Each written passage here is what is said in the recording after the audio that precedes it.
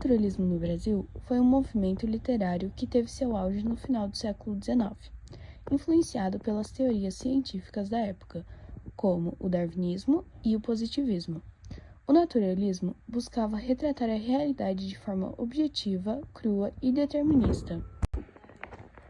As principais características do naturalismo no Brasil: ênfase na herança, no meio ambiente e nos instintos como determinantes do comportamento humano. Representação fiel da realidade, sem idealizações.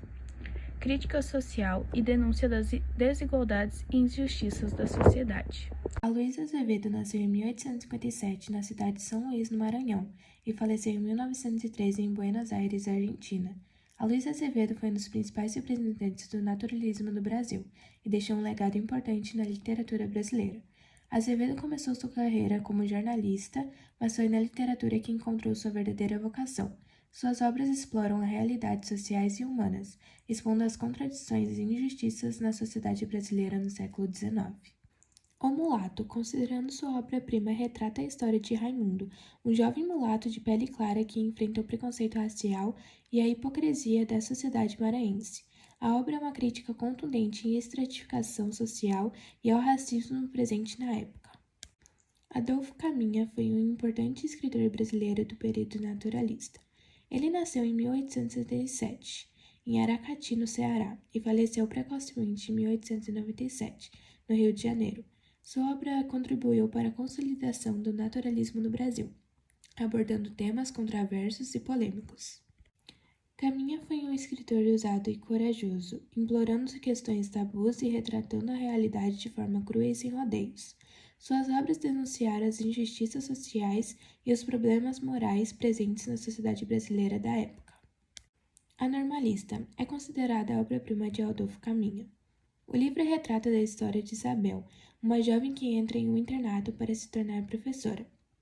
Ao longo da narrativa, são explorados temas como opressão sexual e hipocrisia social e repreensão dos desejos femininos.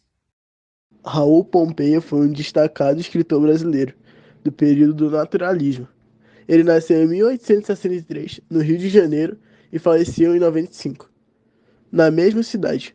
Pompeia foi um dos expoentes desse movimento literário no Brasil, trazendo em suas obras uma visão crítica da sociedade e explorando temas controversos.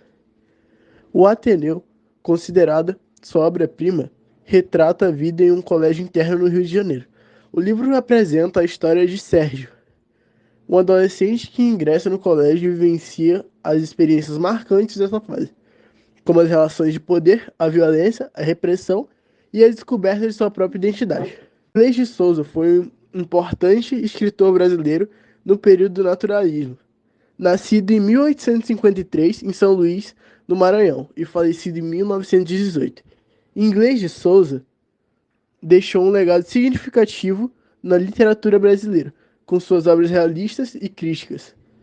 O Missionário, considerada uma de suas obras mais conhecidas, o Missionário retrata na região amazônica durante a colonização portuguesa.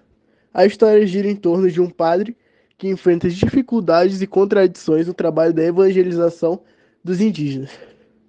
A obra aborda temas como exploração indígena, influência religiosa. O naturalismo teve um impacto significativo no Brasil, renovando a estética literária, promovendo uma reflexão crítica da sociedade, abordando temas tabus como a sexualidade e violência, e influenciando a formação de identidade nacional.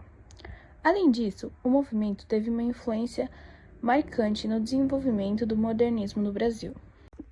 O legado naturalista no Brasil é marcado pela revolução estética, pela crítica social e moral, pela observação científica, pela construção da identidade nacional e pela influência do desenvolvimento do modernismo.